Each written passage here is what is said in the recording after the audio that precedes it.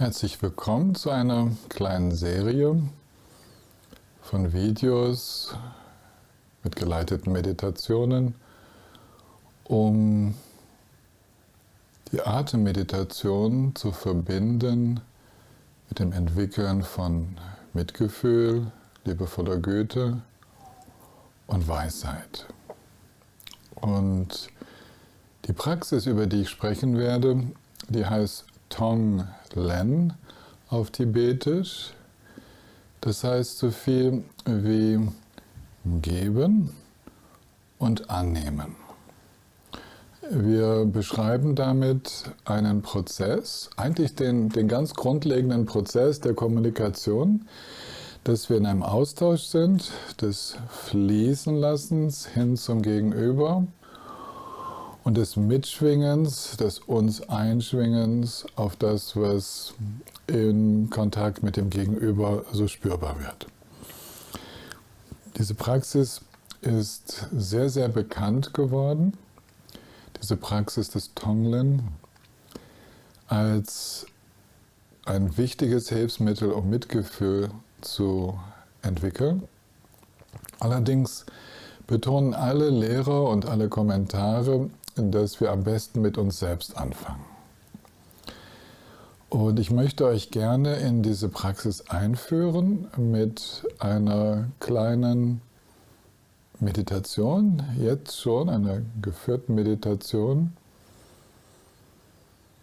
wie wir uns selbst jetzt gerade beim Zuhören für euch, beim Sprechen für mich, wie wir uns jetzt gerade annehmen, wie wir gerade sind.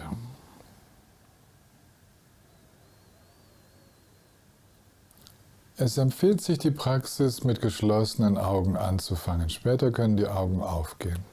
Aber gerade wenn es darum geht, uns selbst zu spüren, da schließen wir die Augen und spüren den Einatmen,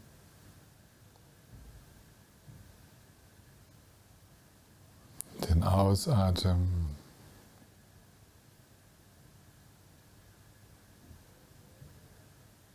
den Einatmen, den Ausatmen. Und wir spüren dabei, wie wir uns fühlen. Jetzt gerade. Vielleicht ein bisschen neugierig, erwartungsfroh. Vielleicht beschäftigt uns aber auch ein Thema, eine emotionale Herausforderung.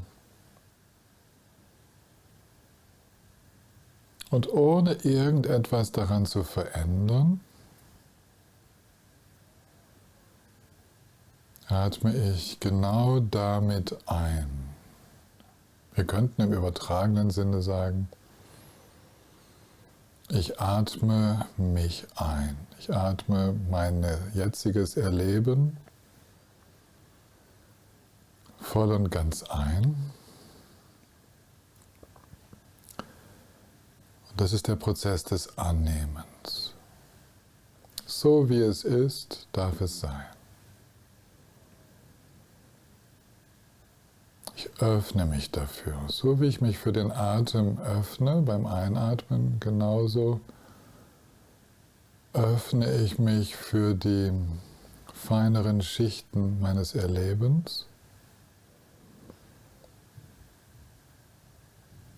Innerlich, symbolisch verbunden mit dem Einatmen.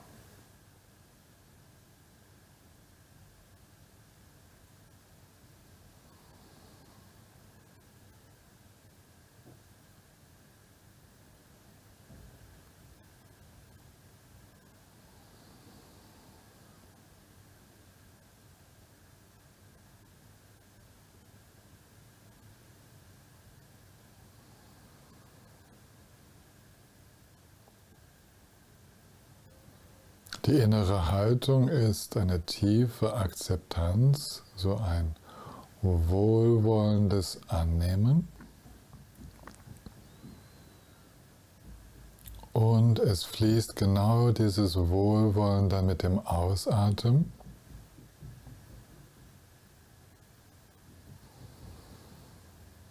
in mein Sein zurück. Es ist so, als würde etwas in mir sagen, das darf alles so sein. Völlig in Ordnung, so traurig zu sein. Völlig in Ordnung, ein bisschen aufgeregt zu sein. Völlig in Ordnung, verwirrt zu sein.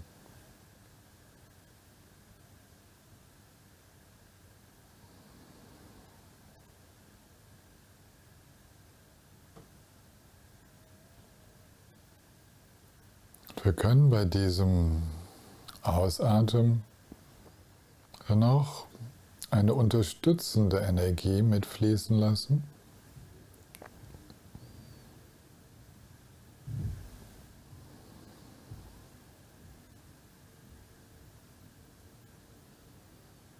Die zum Beispiel mich selbst darin unterstützt, es noch tiefer anzunehmen.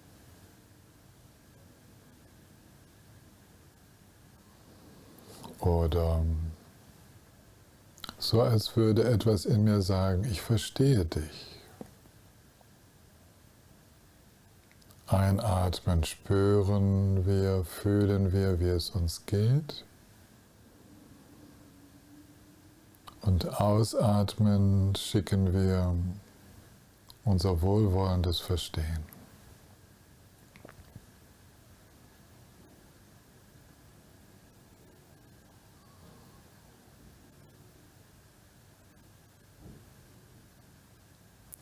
Und ihr merkt vielleicht, da ist das Herz ganz aktiv. Es ist so, als würden wir ins Herz einatmen.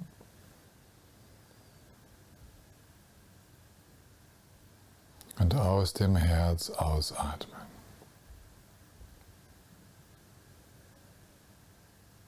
Das Herzzentrum ist nicht das anatomische Herz, sondern, so symbolisch gesprochen, der Sitz unserer Liebe.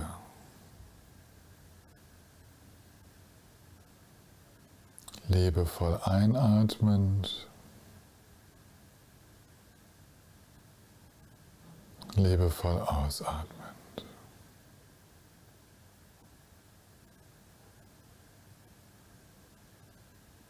Mitfühlend einatmend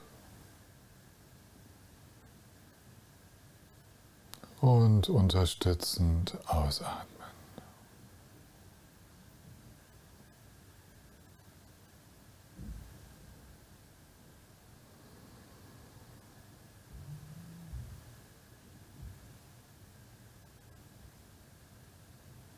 Ich kann diese Selbstannahme ausweiten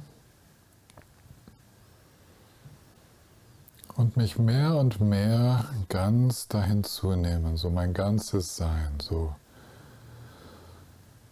wie ich halt bin, mit meinen Macken, meiner ganzen Emotionalität, meinen Gefühlen, vielleicht nicht zu genügen oder mich einsam zu fühlen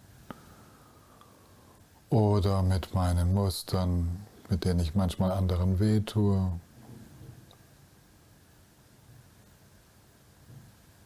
All das ist symbolisch beim Einatmen.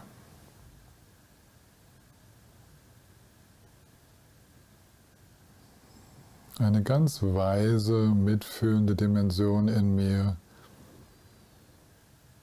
die ist in der Lage, das anzunehmen und auch zu verstehen.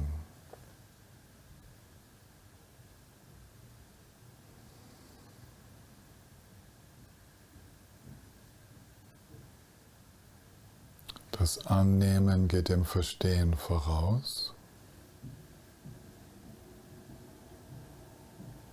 Und dieses Verständnis ist das Erste, was wir uns schicken können, was wir uns geben können.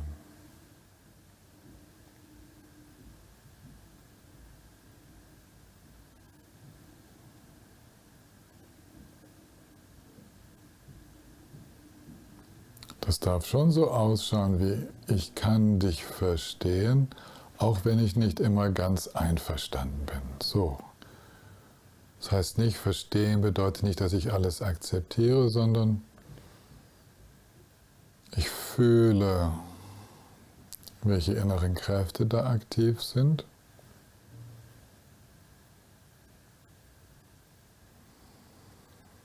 Und dann beginne ich Unterstützung zu schicken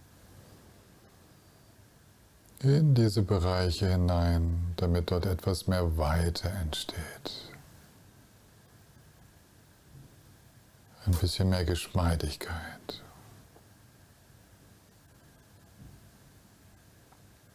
Also wenn ich zum Beispiel ein Thema mit Eifersucht hätte,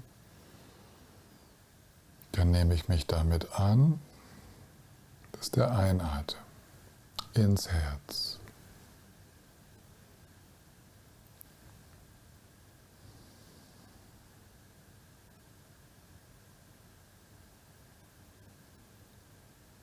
Und irgendwann beginne ich mit dem Ausatmen Entspannung, Verständnis in diesen eifersüchtigen Knoten hineinzuschicken. In dieses Muster, so zu reagieren. Und da mache ich jetzt gar nicht lange weiter, das war nur ein Beispiel.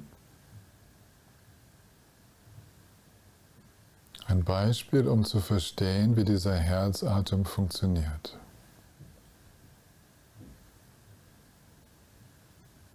Annehmen, was auch immer auftaucht.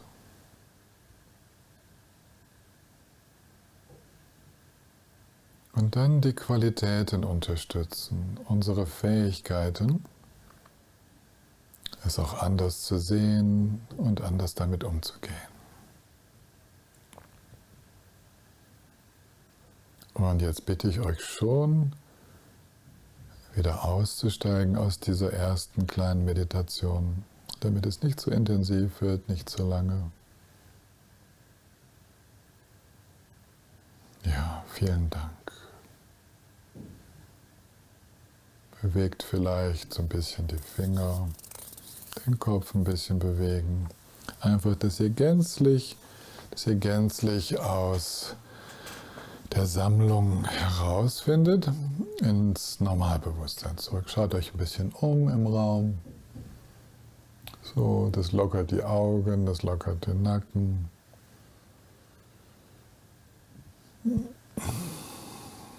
Atmen, spüren. Also, das war eine erste kleine Übung, der Herzatem mit sich selbst.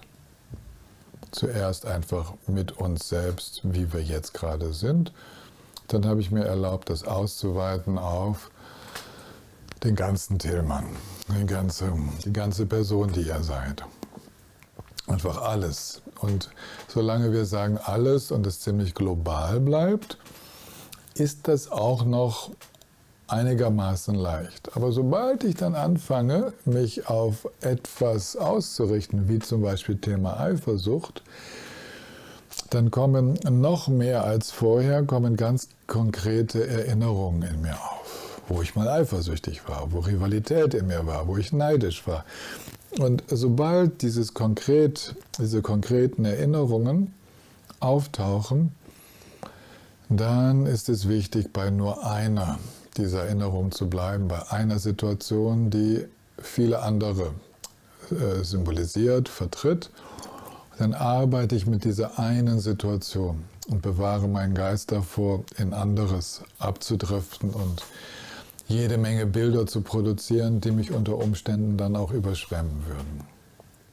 Also wir sorgen dafür, egal ob wir mit uns selbst oder mit jemandem anders diese Praxis ausführen, dass wir uns auf eine wohldefinierte Situation, ich mache da so ein kleines Kästchen, wie so ein kleines Foto, ja, so ein Fotorahmen, uns darauf konzentrieren, was eine Situation in sich trägt, ohne den Geist woanders hin vagabundieren zu lassen.